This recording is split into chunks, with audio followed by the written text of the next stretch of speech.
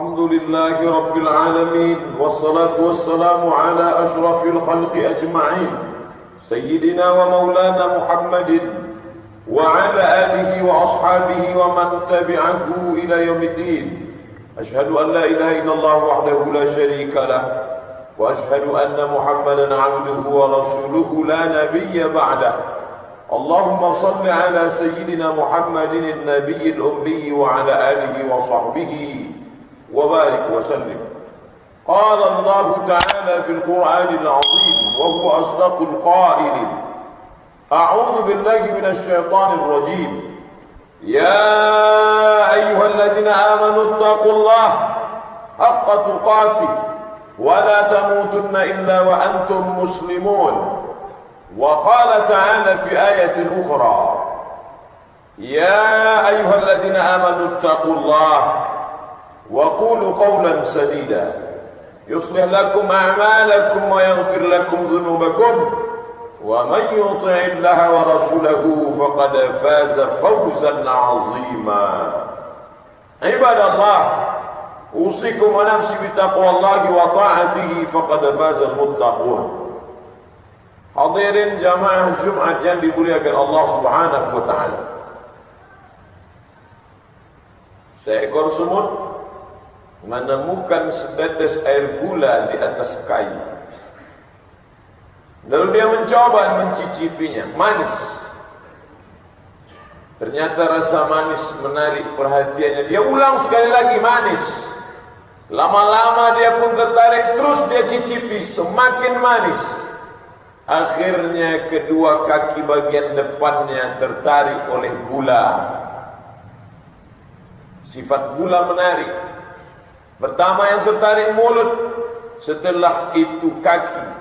Lama-kelamaan setengah badannya tenggelam dalam cairan gula itu. Dia pun mati dalam gula itu. Semut yang lain datang, tidak pernah mengambil pelajaran. Kembali semut yang lain mencicipi, manis. Dia rasakan lagi semakin manis.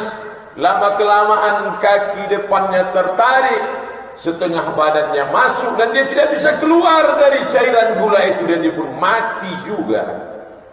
Semut ketiga, semut keempat, semut kelima. Pada akhirnya tetesan air gula itu semuanya mengering, berisikan bangkai-bangkai semut. Tapi semut tak pernah mengambil pelajaran. Dan mereka tidak ditanya di hadapan Allah, karena mereka makhluk yang tidak diberi Allah Subhanahu wa taala akal. Tapi ada yang diberikan Allah akal, diberikan telinga, mata, kaki, hati dan pikiran. Diturunkan nabi-nabi Adam, Idris, Musa, Isa, Daud, sampai kepada Muhammad sallallahu alaihi wasallam. Diturunkan kitab-kitab suci. Mereka juga terpesona dengan cairan gula yang manis. Pedagang tertipu dengan manisnya keuntungan, terjebak dalam riba, tipu-tipu. Nabi SAW masuk ke dalam pasar kota Madinah. Dia lihat ada yang kering-kering, tapi malaikat Jibril mengatakan, "Ya Muhammad, di dalam ada yang basah." Maka Nabi memasukkan tangannya. Lalu Nabi bertanya, "Ya sahibat ta'am, hai pedagang makanan, kenapa yang kering di luar, yang basah di dalam? Tahukah engkau bahwa yang basah ini berjamur busuk? Kenapa engkau timbun dengan yang kering?" Asabahul matar, kena air hujan ya Rasulullah. Kalau aku simpan, aku tidak akan untung. Saat itu Nabi marah, "Man rasyana falaisa minna." Siapa yang menipu bukan golongan kami. Satu surat khusus untuk mereka yang berkecimpung dengan timbangan. Wailul lil mutaffifin, celaka mereka yang bermain-main dengan timbangan. Alladzina idza talu 'alan nas yastawfun. Bila mereka yang menimbang barang orang lain, bila mereka yang ingin menjadi konsumen pembeli, mereka berkata, "Kenapa kurang? Kenapa tidak penuh? Kenapa tidak lebih?" Walladzina idza kanu 'alan nas yastawfun wa idza kanuhum aw wazaduhum yukhsirun. Tapi kalau mereka yang menjadi penjual, mereka yang menjadi pemilik barang, yukhsirun, mereka selalu merugikan orang lain. Makanlah harta harammu itu, pakailah, kelak sampai masanya kau akan diminta pertanggungjawaban di hadapan Allah Subhanahu wa taala. Mana pedagang-pedagang yang kaya itu mati juga, pada akhirnya harta yang ditumpuk itu pun hanya tinggal kenangan belaka. Penguasa-penguasa yang memperoleh kekuasaannya dengan cara yang haram, apakah mereka juga sama? Man ghasyana falaysa minna. Siapa yang menipu bukan golongan Muhammad sallallahu alaihi wasallam. Ati Allah, taatlah kepada Allah. Wa ati'ur Rasul, taatlah kepada Rasul. Wa ulil amri minkum, kepada pemimpin. Tapi kata taat hanya dipakai 2 kali. Ati'ullah wa ati'ur Rasul. Mengapa untuk yang ketiga tidak digunakan kata ati'u ulil amri? Karena wajib mentaati penguasa selama dia patuh dan taat kepada Allah Subhanahu wa taala. Ayat sebelumnya lebih keras, lebih kuat, lebih tegas lagi. Innallaha ya'murukum an tu'addul amanat. Allah memerintahkan kalian untuk menunaikan amanah ila ahliha, kepada orang yang berhak menerimanya. Wa idza hakamtum bainan nas, dan kalau kamu menetapkan hukum di antara manusia, antahkumu bil adli, engkau mestilah bersikap adil. Pakailah kekuasaan itu, sekuat apa kau menggunakannya, tapi sampai masanya maka Allah akan mencabut nyawa dengan cara yang paling hina.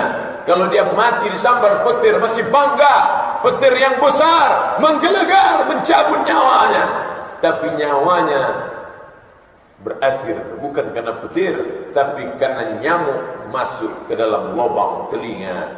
Betapa dia yang hebat, yang memerintahkan bala tentaranya, harriquhu, bakar Ibrahim.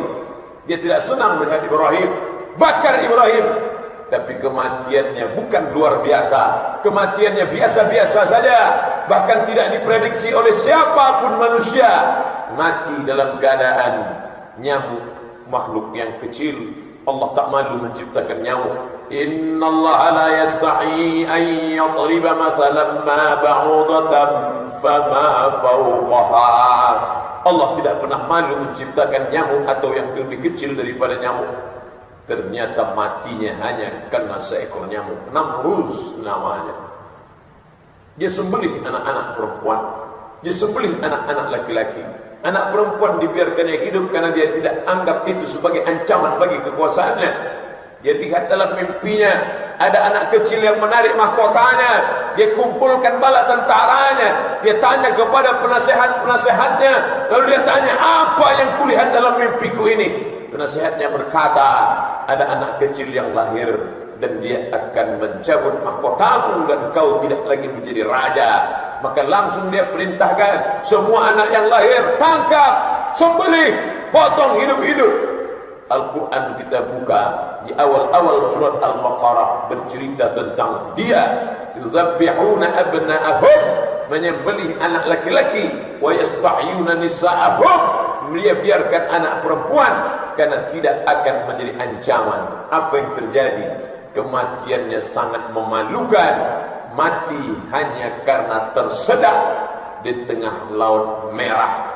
Bayangkan bagaimana sakitnya tersedak saat kehausan sakaratul maut, tersedak laut merah, kering, asin, masuk ke dalam paru-parunya. Ketika mumi-mumi itu ditemukan, mana mumi yang tenggelam di laut merah? Satu-satunya indikasi adalah ketika diperiksa di dalam paru-paru itu ada garam.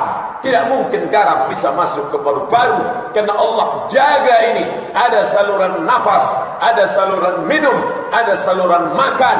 Tapi makhluk ini tak dapat membedakan mana saluran nafas, mana saluran minum.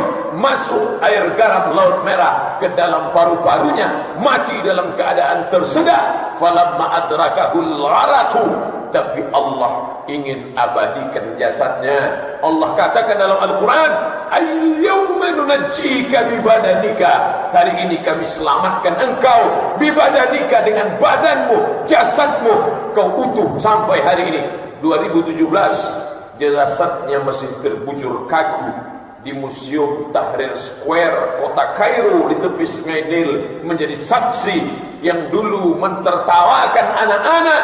Hari ini anak-anak turis tertawa berlari-lari di museum memandang jasadnya yang terbujur kaku. Orang-orang yang sombong perlu melihat ini. Siapa dia? Fir'aun. Makamnya menjadi satu dari 7 keajaiban dunia. Tapi apa yang dia rasakan? Tentulah sampai hari ini wajahnya menceritakan kesakitan yang luar biasa. Tapi semut-semut tak pernah mengambil iktibar pelajaran. Tipu-tipu, bohong-bohong, dusta-dusta. Isma syi'ta, hidup sesuka hatimu. Kau mau jadi Fir'aun, silakan. Kau mau jadi Namrud, silakan. Kau mau jadi penipu, pencurang, silakan. Fa in syi'ta, kalau kau mau sesuka hatimu, silakan. Fa innaka mayyit, tapi ingat, kau akan jadi mayat, kau akan jadi bangkai yang bergelimpangan, hanya akan menjadi santapan cacing tanah. Ketika semua makhluk-makhluk yang hidup ini menjadi tanah, dari tanah kembali kepada tanah, tanaman yang kuntum mekar harum semerbak tak lama menjadi kuning, setelah itu layu dan mati, kembali kepada tanah, tumbuh tanaman yang baru. Anak kambing berubah menjadi induk kambing. Induk kambing mengandung melahirkan anak kambing. Induk kambing disembelih mati dari tanah kembali kepada tanah, dan mereka tidak pernah diminta pertanggungjawaban atas apa yang pernah mereka lakukan. Tapi kita sudah terlanjur jadi manusia. Kita tidak pernah memilih. Ini pilihan Allah, ini kemuliaan. Laqad karramna bani Adam, kami muliakan anak cucu keturunan Adam ala katsirin minal khalqi, daripada makhluk-makhluk yang lain. Wa faddalnahum tafdila, kami muliakan mereka.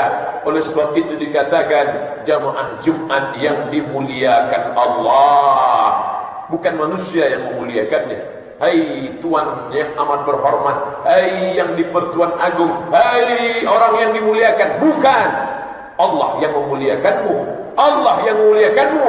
Laqad khalaqnal insana fi ahsani taqwim. Tapi jangan lupa, ada masanya. Tsumma radadnahu asfala safilin, kami balikkan dia ke dalam yang paling asfala safilin, terendah di antara yang rendah. Ini ujian hidup, menguji kualitas iman. Kalau emas diuji dengan api, bakar dia, nanti akan tampak apakah dia betul-betul emas murni 24 karat, atau dia hanya batu hitam yang tak pernah berubah dengan panas. Maka dia diuji dengan hartanya, diuji dia dengan anaknya, diuji dengan bisnisnya, diuji dengan kekuasaannya. Ketika kekuasaan itu ada di tangan, dia tetap menolong agama Allah. Ketika harta itu ada di tangan, dia pakai menolong agama Allah. Ketika ilmu itu ada di kepalanya, pun dia pakai untuk menolong agama Allah. Saat itu dia dicap sebagai orang yang memiliki jiwa tenang. Tenang dalam keadaan senang, tenang dalam keadaan susah, tenang dalam keadaan sempit, tenang dalam keadaan lapang. Allah panggil dia sebagai tamu-tamu terhormat. Ya ayyatuhan nafsul mutmainnah, wahai jiwa yang tenang, irji'i, kembali. Kita tidak datang ke kampung yang baru, akan datang ke sebuah kota, kita tidak tahu tinggal di mana, hotelnya apa, tinggal berapa lama, siapa yang menjamin kita, apakah ada yang mengawal kita. Merasa cemas. Tapi kita tidak datang ke kampung yang baru. Irji'i, kembalilah, kembali ke kampung halamanmu yang asli. Ini perantauan saja, sampai masanya visamu habis, kau akan kembali ke kampung halaman. Irji'i, kembalilah. Kemana aku kembali? Ila rabbiki, kepada Rabb Allah. Radiyatan mardiyah, Allah dalam keadaan ridha kepadamu, jiwamu pun ridha kepada Allah. Tiap pagi kita katakan raditu billahi rabba, aku ridha kepada Allah. Maka ikutilah aturan Allah. Allah katakan haram, jauhi. Allah katakan baik, dekati. Allah katakan baik, datangi. Allah katakan haram, maka tinggalkan. Tidak lagi ada berpikir aku ingin taubat, tapi aku ingin berbuat baik, tapi karena di sanalah setan bermain. Alladzi yuwaswisu fi sudurin nas. Nanti kalau kau tidak ambil, kau akan rugi. Kalau tidak kau ambil, anakmu akan susah. Kalau tidak kau ambil, rumahmu tidak akan jadi. Kalau tidak kau ambil, mobilmu tidak akan berganti. Kalau tidak kau ambil, istrimu tidak akan bahagia. Kalau tidak. Alladzi yuwaswisu fi sudurin nas minal jinnati, dari kalangan setan, wan nas, sahabat kita, tetangga kita, kerabat kita, menjerumuskan kebanyakan dalam neraka jahanam. Wa in tuti' aktsara man fil ardi, kalau kau ikut kebanyakan orang, yudilluka an sabilillah, mereka hanya akan menyesatkanmu dari jalan-jalan Allah Subhanahu wa taala. Sampai hari ini Sungai Siak, Sungai Kampar, Sungai Indragiri dan Sungai Rokan menjadi saksi 4 besar sungai di negeri bumi lancang kuning. Apa yang kita lihat di tepi-tepian sungai ini? Itu rumah tuan, itu rumah datuk, itu rumah tengku, itu rumah wan, itu rumah bangsawan, itu rumah orang kaya. Tapi semuanya ditinggalkan. Tinggal rumah-rumah lapuk yang dimakan rayap, tinggal rumah-rumah besar. Tidak lagi ada mau tinggal orang di sana, hanya ditumbuhi lumut-lumut. Tapi masih ada tuan-tuan yang berjasa, didirikannya masjid, disekolahkannya anaknya. Sampai hari ini pondok pesantren, tempat mendidik agama, anak-anak mengaji Al-Quran, mereka dikenang sepanjang masa. Masjid Raya Riau masih tegak berdiri sampai hari ini. Kita memang tidak di masjid kerajaan, tapi ternyata setelah berubah menjadi NKRI, Negara Kesatuan Republik Indonesia, pejuang-pejuang bangsa ini masih tetap cinta dengan agama. Mana buktinya?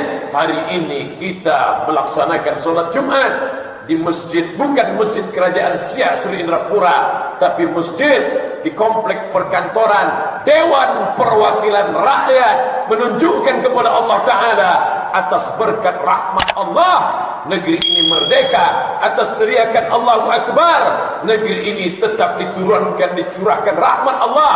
Maka kita tidak ingin semua itu rusak. Ini bukan anti kebinekaan, ini bukan untuk mengajak orang menjadi eksklusif, ini bukan mengajak untuk membenci kepada orang lain. Ini adalah ajakan membangun kesadaran beragama kepada umat yang sudah bersaksi asyhadu an la ilaha illallah wa asyhadu anna muhammadan rasulullah. Pengucapan syahadat bukan hanya sekedar di ujung lidah, di tepi bibir. Pengucapan syahadat bukan sekedar kata. Sebulan syahadat bukan sekedar bahasa.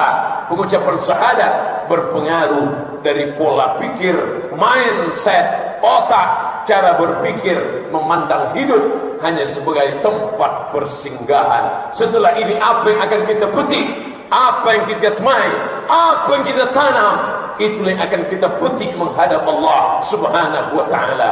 Sedangkan padi ditanam, tumbuh juga rumput. Kononlah rumput itu yang disemai takkan pernah tumbuh padi di taman. Oleh sebab itu maka berpikir sesaat, al-tafakkur sa'ah khairun min qiyamil lailah. Berpikir sejenak, berpikir sesaat lebih baik daripada tahajud sepanjang malam. Ada orang yang tahajud sepanjang malam tadi malam karena malam Jumat, dia baca surah Al-Kahfi, dia baca surah Yasin, setelah itu dia merasa sebagai penghuni surga. Bukan itu yang terbaik. Kau rasakan dirimu sebagai penghuni neraka lebih baik daripada kau merasa dirimu penghuni surga. La yadkhulul jannah, tak masuk surga man kana fi qalbihi, siapa yang dalam hatinya mithqal habatin min khardalin min kibrin, ada sombong sebesar biji sawi. Hari ini kita sedang merenung sejenak, berapa sudah nikmat yang kuterima, nikmat nafas, nikmat mata, nikmat telinga. Berapa tetes darah yang sudah dicuci buah pinggang, berapa hembusan nafas. Apa yang akan kubayar kepada Allah Subhanahu wa ta'ala? Sanggupkah 2 rakaat solat Jumat ini membahas nikmat Allah? Sanggupkah semua yang kita lakukan ini kita bawa sebagai bekal menghadap Allah? Lebih banyak tidur daripada ibadah, lebih banyak kerja daripada ibadah. Sampai-sampai di siang Jumat yang mestinya mendengarkan khutbah Jumat pun kita tertidur juga. Tak ada yang lebih hebat lagi daripada itu.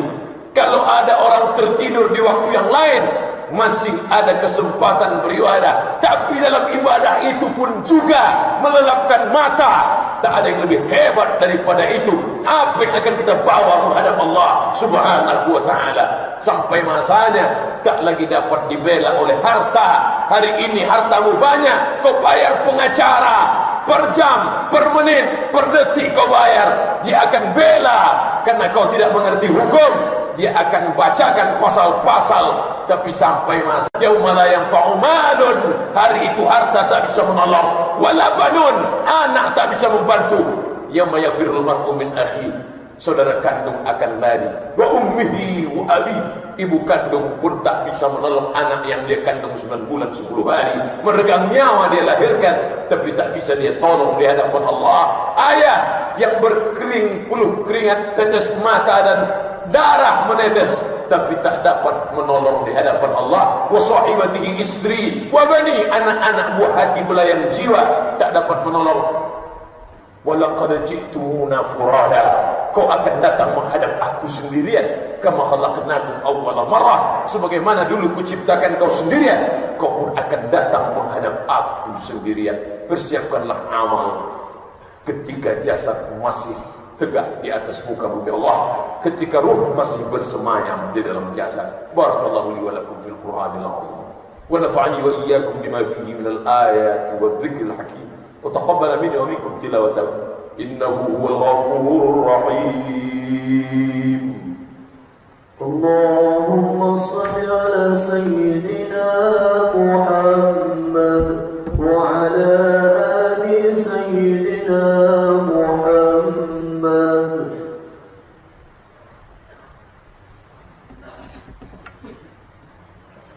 Alhamdulillah wa kafa, wassalatu wassalamu ala al-habib al-mustafa wa ala alihi wa ashabihi ahli tuqa wal wafa. Ashhadu an la ilaha illallah wahdahu la sharika lah, wa ashhadu anna sayyidana wa nabiyyana wa maulana Muhammadan abduhu wa rasuluhu wa safiyuhu min khalqihi wa khaliluhu, adda al-amanah wa ballagha ar-risalah wa nasaha lil ummah wa tarakana ala al-mahajjati al-bayda layluha kanahariha la yazighu anha illa halik. اللهم صل على سيدنا محمد وعلى آل محمد كما صليت على إبراهيم وعلى آل إبراهيم إنك حميد مجيد. اللهم بارك على سيدنا محمد وعلى آل محمد كما باركت على إبراهيم وعلى آل إبراهيم إنك حميد مجيد. قال الله تعالى في القرآن العظيم وهو أصدق القائلين: أعوذ بالله من الشيطان الرجيم والعصر إن الإنسان لفي خسر إلا الذين آمنوا وعملوا الصالحات وتواصوا بالحق وتواصوا بالصبر. وقال تعالى في آية أخرى: إن الله وملائكته يصلون على النبي يا أيها الذين آمنوا صلوا عليه وسلموا تسليما. اللهم اغفر للمسلمين والمسلمات والمؤمنين والمؤمنات الأحياء منهم والأموات برحمتك يا أرحم الراحمين. اللهم انصر إخواننا المظلومين في روهينيا، اللهم انصر إخواننا المجاهدين في فلسطين ومن مشارق الأرض إلى مغاربها. اللهم انصرهم نصرا عزيزا. اللهم دمر أعداءك أعداء الدين. اللهم شتت شملهم وفرق جمعهم واجعلهم في نحورهم. اللهم ادفع عنا الغلاء والوباء والفحشاء والربا والزنا والمنكر ما ظهر منها وما بطن من بلدنا هذا خاصة ومن بلدان المسلمين عامة. عباد الله، أوصيكم ونفسي بتقوى الله وطاعته فقد فاز المتقون. إن الله يأمر بالعدل والإحسان وإيتاء ذي القربى وينهى عن الفحشاء والمنكر والبغي يعظكم لعلكم تذكرون. فاذكروا الله العظيم يذكركم واسألوه من فضله يعطكم ولذكر الله أكبر والله يعلم ما تصنعون.